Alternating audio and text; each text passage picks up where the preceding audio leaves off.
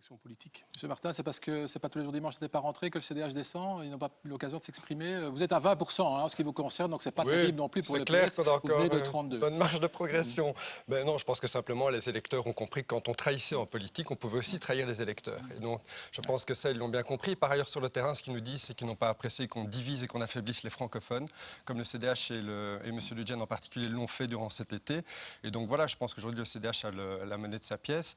Je note aussi, parce que ça n'a pas été beaucoup relevé par les observateurs, que la nouvelle majorité MR-CDH dispose de 30% de soutien en Wallonie à travers ces deux partis et 25,8% à Bruxelles. Donc pour le prochain gouvernement, ça va être assez compliqué. Vous parlez du sondage. Du sondage, bien entendu. Et puis d'une manière générale, parce qu'il faut quand même le reconnaître, et vous l'avez indiqué vous-même, tous les partis traditionnels, y compris le mien, sont affaiblis.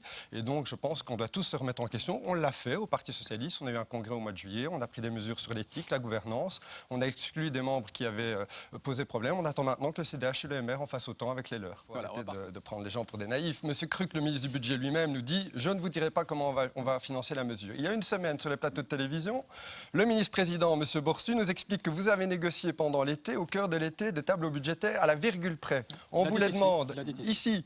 On vous les demande mercredi au Parlement. Que dit monsieur Borsu? Ah non, ça ce sont des tableaux de travail, des documents de travail, on ne va pas vous les communiquer. Donc on ne les communique pas au Parlement, donc on ne les communique pas au grand public. Et quand on a quelque chose à cacher, en général, c'est qu'il y a un mauvais plan derrière. Et qu'est-ce qu'on entend maintenant? On entend à travers cette réforme qui, au-delà de la redevance, va toucher la fiscalité immobilière, on va en parler, qui est totalement injuste.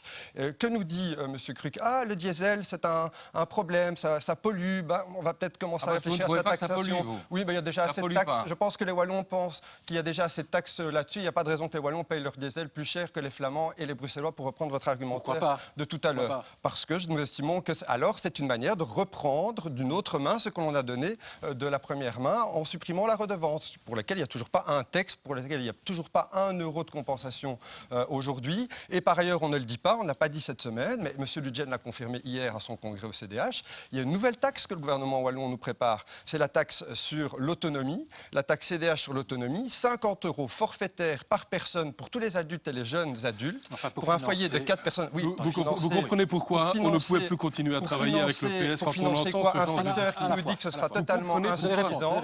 Et donc vous allez taxer, dites-le aujourd'hui, vous allez taxer jusqu'à 200 € certains foyers de manière forfaitaire. Ça veut dire qu'Albert Frère paiera autant que la caissière du Colruyt. C'est inacceptable. Monsieur Fournier va répondre. On est dans le ministre du Budget était CDH pendant 5 ans, la redevance n'a pas été supprimée. Pendant 2 ans, le PS a eu le poste, on a essayé de la supprimer et nous, on avait des alternatives. Allez, blablabla. 3 mesures très claires. C'est comme la fête de Colombo, on ne la voit jamais. Et donc ça fait raison de parler. Jamais vous n'avez posé les actes. Moi, j'ai retrouvé un article. Oui, très bien. J'ai retrouvé un article de la Libre Belgique. Si vous pouviez me laisser expliquer les propositions de M. Lacroix que le CDH a refusé pendant 2 ans, il y en avait 3, très simples.